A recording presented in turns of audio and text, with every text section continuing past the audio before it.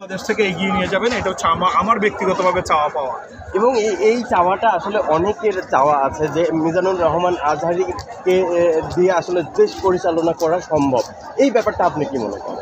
মিজানুর রহমান আজহারীর মতো একজন যদি লিডার যদি ইয়াং জেনারেশনে থাকে, এই যে আজকে ধরেন এখানে যারা আমরা যারা হুজুর আমি বলবো, ওনারা কিন্তু জমাতের আমলে মাথায় টুপি নিয়ে, আমিও ধর মাথায় টুপি নিয়ে আমরা স্বাচ্ছন্দ্য বোধ করতাম, তো বাসে মুভিং করতে পারতাম না, জঙ্গি হিসাব করে আমাদেরকে একটা চালান দিয়ে দিত। বিশেষ করে আমি কি পরিমাণ ধরেন আমি প্রতিবাদ করেছি, আমার বাড়িঘর পর্যন্ত আপনারা জানেন ভেঙে দিছে। আজকে এখানে যারা মুসলমান একত্রিত হয়েছে, এর চাইতে বড় পাওয়ার আর কিছু নয়। তারপর আমার যেটা আজকে সারা বাংলাদেশের মানুষ ফ্রি স্পিচ দিতে পারছে একমাত্র ডক্টর মোহাম্মদ ইউনূসের কারণে। আমি চাই ডক্টর ইউনূসের এই পাওয়ারটা নিয়ে আজকে মিজানুর রহমানের মতো মানুষগুলো নিয়ে আমার এই দেশটা সারা বিশ্বের কাছে এগিয়ে যাবে, এটা হচ্ছে আমার চাওয়া পাওয়া। এবং আমরা দেখেছি পূর্বে আমরা দেখেছি যে ডক্টর ইউনূসকে আসলে সবাই ওইভাবে জানে না বা এখন পর্যন্ত আসলে ওই ফিলটা করতে পারে নাই। উনি যে একটা ইন্টারন্যাশনাল মাপের খেলোয়াড় এবং সব কিছু মিলিয়ে যে উনি যে সবার সঙ্গে মিশতে পারে এবং প্রত্যেকটা দেশের সঙ্গে যে তার একটা সম্পর্ক আছে, এটা অনেকেই অবগত না। সেই ব্যাপারটা একটু আপনার কাছে জানান। শোনেন, গ্লোবাল লিডার সারা ওয়ার্ল্ডে 12 জন পিপল আছে। গ্লোবাল লিডারের মধ্যে এটা হচ্ছে আমাদের ভাগ্য, যারা আজকে বাংলাদেশের 80-90 বছর 100 বছর হায়াত পেয়েছেন। আজকে ডক্টর ইউনূস স্যারের বয়সে অনেকে চলাফেরাই করতে পারেন না। আমি মনে করব এটা বাংলাদেশের জন্য একটা আশীর্বাদ। কারণ চায়না একটা সফরে দেখছেন, ওনার একজন ফ্রেন্ডের সাক্ষাৎকার নিয়েছে 80 বছর বয়স, উনি ঠিক করে চলাফেরা মুভিংও করতে পারছেন না। তো ডক্টর ইউনূসের আমার মতে চাওয়া পাওয়ার কিছু নেই, ওনার জীবনের last ending time of this age. এই মুহূর্তে ওনার কাছে আমরা এমন কিছু চাইতে পারি যেন আমরা বিশ্বের বুকে তাল মিলিয়ে বলতে পারি যে আমাদের একজন ডক্টর ইউনূস আছে, আমাদের একজন ডক্টর ইউনূস আছে, মিনস এই বাংলাদেশ আছে।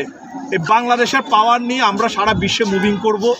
আর সেইটার মধ্যে বিশেষ করে ডক্টর মোহাম্মদ আজহার এবং ডক্টর ইউনূস মিজানুর রহমান আজহারী সাহেব এবং একটা হিন্দু মানুষ দেখেন পিনাকি ভট্টাচার্য, উনি আজকে গ্লোবাল সিভিলাইজেশনের গ্লোবাল ব্যক্তিত্বের উনি কোন জায়গায় আছে।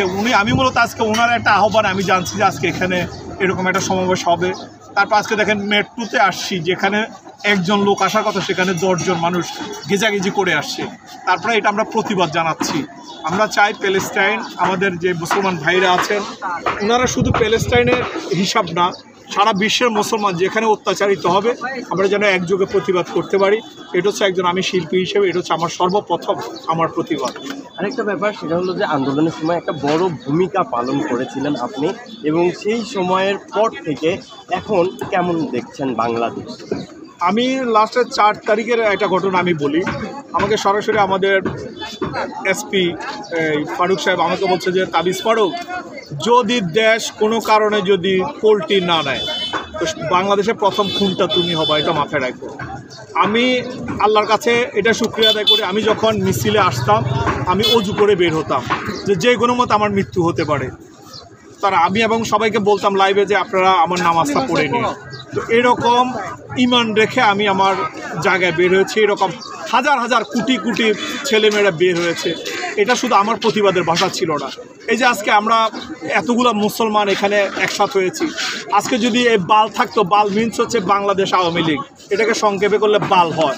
এই বাল থাকলে আজকে ধরেন এই মানুষের স্বাধীনভাবে এখানে মুভ করতে আসতে পারতো না। এটা হচ্ছে সবচেয়ে বড় পাওয়া। আপনি কি বলেন? বাল যেন সবসময় হাঁটুর নিচে থাকে, এটা হচ্ছে আমার প্রতিবাদ। আমার মতো তাবিজ ফারুক মরে গেলে কিছু আসবে যাবে না, কিন্তু ইয়াং জেনারেশন যেন এরকম ফেসিস্ট কোনো গভর্নমেন্টে যেন না আসে, আমরা সেই দিকে সজাগ থাকবো। আর আমার প্রতিবাদের একটা ভাষা ছিল, কারণ পতাকা তো ধরেন মানুষ রক্ত দিয়ে অর্জন করেছে।